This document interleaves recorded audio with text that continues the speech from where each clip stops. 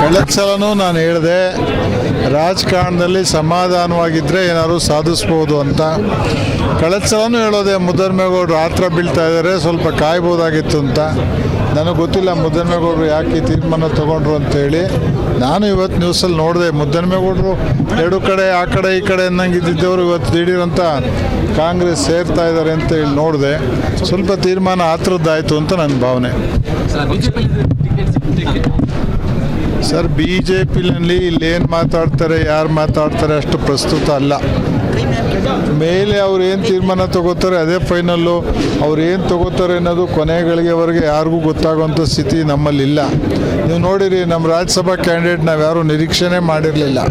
ಅವ್ರು ಬೇರೆ ಬೇರೆ ಆಯಾಮಗಳಲ್ಲಿ ಮಾಹಿತಿ ತರಿಸ್ಕೊಂಡು ಅವಲೋಕನ ಮಾಡಿ ಫೈನಲ್ ಆ ಡಿಸಿಷನ್ ತಗೋತಾರೆ. ಅವ್ರು ತೀರ್ಮಾನ ತಗೊಳೋರಿಗೆ ನಾವು ಕಾಯಬೇಕಾಗತ್ತೆ. ನಾವೇ ತೀರ್ಮಾನ ಮೊದಲೇ ಗೊತ್ತಿತ್ತು ಅಂತ ಸರ್, ಯಾರಿಗೂ ಈವರೆಗೆ ಇಡೀ ರಾಷ್ಟ್ರದಲ್ಲಿ BJP ಎಲ್ಲಿ ಸೀಟ್ ಕೊಡ್ತಾರೆ, ಯಾರಿಗೆ ಸೀಟ್ ಕೊಡ್ತಾರೆ ಇವತ್ತರೆಗೂ ಕ್ಲಿಯರಾಗಿ ಯಾರಿಗೂ ಗೊತ್ತಿಲ್ಲ. ಅದು ಎಲ್ಲೂ ಒಂದೇ ಒಂದು ಸೀಟು ಕೂಡ ಡಿಸ್ಕ್ಲೋಸ್ ಆಗಿಲ್ಲ. ಸರ್, ಈಗ ವಿ ಸೋಮಣ್ಣ ಅವರು ಹೊರಗಿನಿಂದ ಬರುವಂಥದ್ದು ಇದರಲ್ಲಿ ಅಸಮಾಧಾನ ಸ್ಫೋಟ ದಿನೇ ದಿನೇ ಜಾಸ್ತಿ ಆಗ್ತಾ ಇದೆ, ಮತ್ತು ಕಾರ್ಯಕರ್ತರಲ್ಲೂ ಗೊಂದಲ ಜಾಸ್ತಿ ಆಗ್ತಾ ಇದೆ ಅಂತ. ಅಲ್ಲ, ಸೋಮಣ್ಣ ಬರ್ತಾರೆ ಅಂತ ನಿಮ್ಗೆ ಹೇಳಿದ್ದು ಯಾರು ಅಂತ ನನಗೆ ಗೊತ್ತಿಲ್ಲ. ಸೋಮಣ್ಣವರೇ ಬಂದು ಈಗ ಸೋಮಣ್ಣ ಅವರು ಇನ್ನೊಂದು ಉದಾಹರಣೆ ಕೊಟ್ಟವ್ರೆ, ನಾವು ಮಾತಾಡೋಕ್ಕಾಗತ್ತಾ? ಮೋದಿಯವರು ಹೋಗಿ ಕಕ್ಷಿನಲ್ಲಿ ನಿಂತಿರ್ಲಿಲ್ವ ಅಂದ್ರೆ ನಾನು ಉತ್ತರ ಹೇಳೋಕ್ಕಾಗತ್ತಾ? ಇಲ್ಲ ರೀ, ನಥಿಂಗ್, ಏನೂ ಆಗಿಲ್ಲ, ಯಾವ ತೀರ್ಮಾನ ಆಗಿಲ್ಲ. ರಾಜ್ಯ ಮಟ್ಟದಲ್ಲಿ ಸಭೆಗಳು ಕರೆದು, ರಾಜ್ಯ ಮಟ್ಟದಲ್ಲಿ ನಮ್ಮ ಎಲ್ಲ ಘಟಕಗಳ ಅಧ್ಯಕ್ಷರು ಅಲ್ಲಿಂದ ಅಭ್ಯರ್ಥಿಗಳು ಕರೆದು, ಆ ನಂತರ ಇಲ್ಲಿಂದ ಹೋಗೋ ಶಿಫಾರಸು ಮೇಲೆ ಮಾತ್ರ ಅಭ್ಯರ್ಥಿ ಫೈನಲ್ ಆಗುತ್ತೆ ಅನ್ನೋದು ನನಗಿರೋ ಮಾಹಿತಿ. ನಾನು ಅವತ್ತು ಹೇಳಿದ್ದೀನಿ, ಅದಾದ ಮೇಲೆ ಮಾತಾಡ್ತೀನಿ ಅಂತ. ನಿಮ್ಗೆ ವಿಶ್ವಾಸ ಇದೆಯಾ ಸರ್, ನಿಮಗೆ ಕೊಡ್ತಾರೆ? ಹೌದು, ನನಗೆ ವಿಶ್ವಾಸ ಇದೆ. ಯಾಕಿರಬಾರ್ದು? ನನಗೆ ನಾನು ಹೇಳಿದ್ರಲ್ಲ, ನಾಲ್ಕು ಆಕಾಂಕ್ಷೆ ಅಂತ. ಅಲ್ಲ, MP ಅವರೇ ಸ್ವತಃ ಹೇಳ್ತಾರೆ ಕೊಟ್ರೆ ಮಾಡಲ್ಲ ಅಂತ. ಅಲ್ಲಿ MP ಅವರು ನಾನು ಈಗ ಹೇಳಿರಲ್ಲ ಮಾಡ್ತೀವಿ ಅಂತ. ಒಗ್ಗಟ್ಟಾಗಿದ್ರ ಸರ್? ಹೌದು, ನಾನು ಭೇಟಿ ಮಾಡಿದ್ದೀನಿ, ನಾನು ಕೇಳಿದ್ದೀನಿ, ನನಗೆ ವಿಶ್ವಾಸ ಇದೆ, ನಾನು ಉರುಪಾಗೆ ಇದ್ದೀನಿ. ಸರ್, ಇಲ್ಲಿನ ಜಿಲ್ಲಾ ಮಟ್ಟದ ಇದರಲ್ಲಿ ಒಗ್ಗಟ್ಟಾದ್ರ ಸರ್ ಸರ್, ಇದು ನಮಗೆ ಚುನಾವಣೆಗಳ ಹತ್ರ ಬರ್ತಾ ಬರ್ತಾ ಒಗ್ಗಟ್ಟಾಗೋದು ನಮ್ಮ ಸರ್ವೈವಲ್ಗೆ ಅನಿವಾರ್ಯ ಆಗ್ಬಿಡುತ್ತೆ, ಆಗ್ತೀವಿ.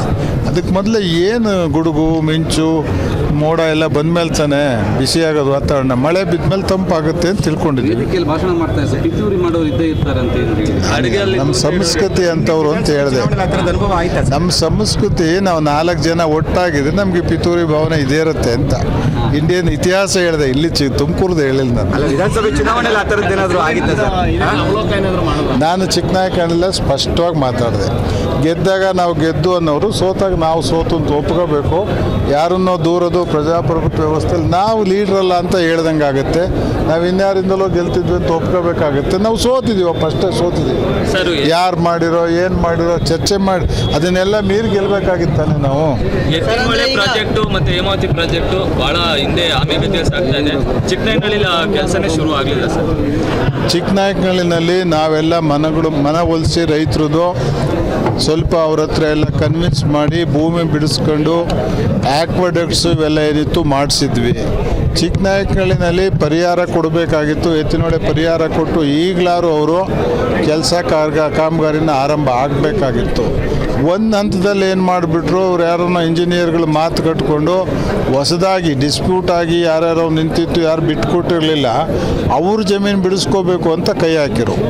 ನಾವು ಉದಾರವಾಗಿ 2 ವರ್ಷದಿಂದ ತೋಟ ಗೀಟ ಎಲ್ಲ ಬಿಟ್ಕೊಟ್ರು, ಅವ್ರಿಗೆ ಪರಿಹಾರ ಮೊದಲೇ ಕೊಡದೆ ಯಾರು ತಕರಾರುಗಳು ಮಾಡಿದ್ರು ಅವ್ರಿಗೆ ಆದ್ಯತೆ ಕೊಡೋದು ಸರಿ ಇಲ್ಲ. ಒಂದು ಕಡೆಯಿಂದ ನೀವು ಪರಿಹಾರ ಕೊಟ್ಕೊಂಬನ್ನಿ ಅಂದಿದ್ದೀವಿ.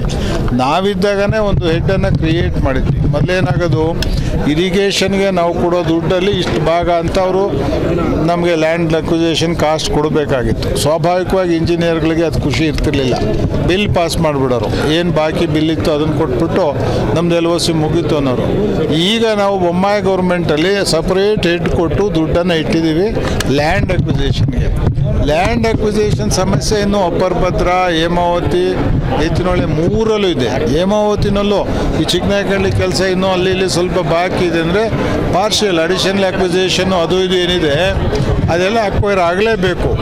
ನಾನು ನೆನ್ನೆನೋ ಅವ್ರು MD ಅವ್ರಿಗೆ ಮಾತಾಡಿದೆ, ತಕ್ಷಣ ಏನಾದ್ರು ಮಾಡಿ ಬಿಡುಗಡೆ ಮಾಡಿ ಅಂತೇಳಿ ಅವ್ರು ಮಾಡಿಬಿಟ್ಟು ರಿಲೀಸ್ ಮಾಡ್ತಾರೆ ಅಂತ ತಿಳ್ಕೊಂಡಿದ್ದೀವಿ. ಎರಡನೇದು ನಮಗೆ ಫಾರೆಸ್ಟ್ ಲ್ಯಾಂಡ್ದು ಸ್ವಲ್ಪ ಸಮಸ್ಯೆ ಇದೆ.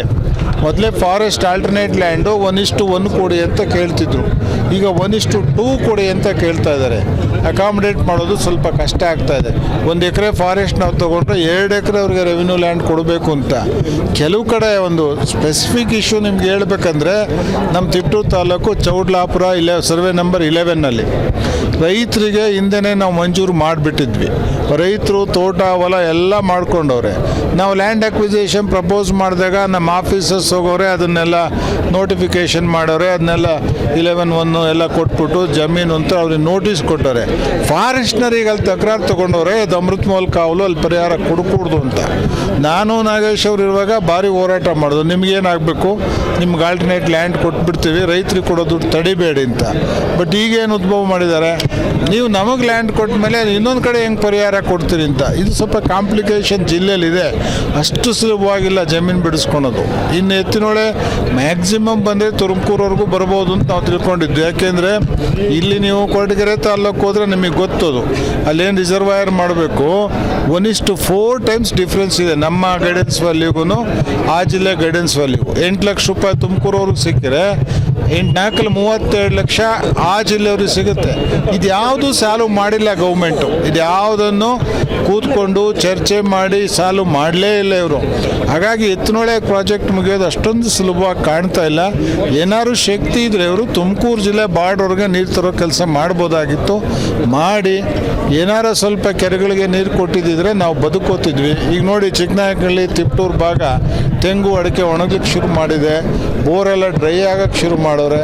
ಸ್ವಲ್ಪ ನೀರು ಕೊಟ್ಟಿದ್ದಿದ್ರು ಬೋರ್ವೆಲ್ಗಳು ಹೊಡೆ ಅವ್ರು ಬದುಕೊಂಡ್ರು.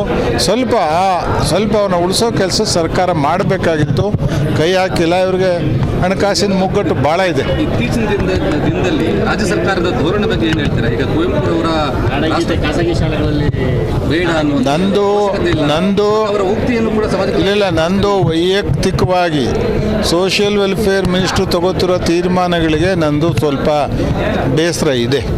ಅವ್ರು ಯಾವ ತೀರ್ಮಾನ ತಗೋತಾರೋ, ಏನೇನು ತೀರ್ಮಾನ ತಗೋತಾರೋ, ಸಂವಿಧಾನದ ಅನುಚ್ಛೇದ ವಹಿಸ್ತಾರೋ, ಪೀಠಿಕೆ ವಹಿಸ್ತಾರೋ, ಎಲ್ಲರೂ ಸಂವಿಧಾನನ ಅಡಾಪ್ಟ್ ಮಾಡ್ಕೊಂಡೇ ಬದುಕಿದ್ದೀವಿ. ಸಂವಿಧಾನ ಜಾಗೃತಿ ಜಾಥಾ ಯಾಕೆ ಮಾಡ್ತಾರೋ ಅದ್ರ ಉದ್ದೇಶನೂ ನಮ್ಗೆ ಅರ್ಥ ಆಗಿಲ್ಲ. ಪ್ರತಿ ಗ್ರಾಮ ಪಂಚಾಯತ್ಗೆಲ್ಲಿ 25,000 ರೂಪಾಯಿ ಖರ್ಚು ಹಾಕ್ಸ್ಬಿಟ್ಟು ಬ್ಯಾನರ್ ಬರ್ಸ್ಕೊಂಡು ಸಂವಿಧಾನ ಜಾಗೃತಿ. ಏನು ವಾಟ್ ಈಸ್ ಸಂವಿಧಾನ ಜಾಗೃತಿ ಅಂದ್ರೇನು ನಮ್ಗೆ ಗೊತ್ತಿಲ್ಲ. ಯಾರನ್ನು ಎತ್ಕಟ್ಟಕ್ಕೆ ಮಾಡ್ತಾರೋ ಏನು ಮಾಡ್ತಾರೋ, ಇದು ಒಳ್ಳೆ ಸ್ಥಿತಿ ಅಂತೂ ಅಲ್ಲ. ಸಂವಿಧಾನ ಎಲ್ಲರೂ ಅಡಾಪ್ಟ್ ಮಾಡ್ಕೊಂಡಾಗಿದೆ, 75-80 ವರ್ಷ ಆಗಿದೆ. ಈಗೇನು ಜಾಗೃತಿ ಮೂಡಿಸ್ತಾರೆ? ಯಾರು ಸಂವಿಧಾನಕ್ಕೆ ವಿರುದ್ಧವಾಗಿದ್ದರೆ ಇವ್ರು ಜಾಗೃತಿ ಮೂಡಿಸಿ ಹೋರಾಟ ಮಾಡ್ಬೋದು. ಅದನ್ನು ಬಿಟ್ಟು ಒಂದೊಂದೇ ಇಶ್ಯೂ, ಒಂದು ಕಡೆ ಹಿಜಾಬ್ ಸರಿ ಅಂತಾರೆ, ಒಂದು ಕಡೆ 2 ಗಂಟೆಗೆ ನಮಾಜೆ ಮಾಡಿ ಸ್ಕೂಲ್ಗೆ ಹೋಗಂತಾರೆ, ಒಂದೇ ಮಾತ್ರ ಕಂಪಲ್ಸರಿ ಅಲ್ಲ ಅಂತಾರೆ, ಇನ್ನೊಂದು ಸರಿ ಕೈ ಮುಗಿದು ಒಳಗೆ ಬಾ ಅಂದರೆ ಅದಕ್ಕೆ ಇನ್ನೊಂದೇನೋ ಬರೀತಾರೆ. ಇಲ್ಲದ ಟೆನ್ಷನ್ ಯಾಕೆ ಕ್ರಿಯೇಟ್ ಮಾಡ್ತಾರೋ ನಮ್ಗೆ ಅರ್ಥ ಆಗಿಲ್ಲ. ಇದರಲ್ಲಿ ಏನಾರು ಓಲೈಸೋ ರಾಜಕಾರಣ ಮಾಡ್ತಿದ್ರೆ ಅವ್ರು ನಿಜವಾಗಿ ತಪ್ಪುದಾರಿಗೆ ಹೋಗ್ತಿದ್ದಾರೆ ಅನ್ನೋದು ನನ್ನ ಅಭಿಪ್ರಾಯ.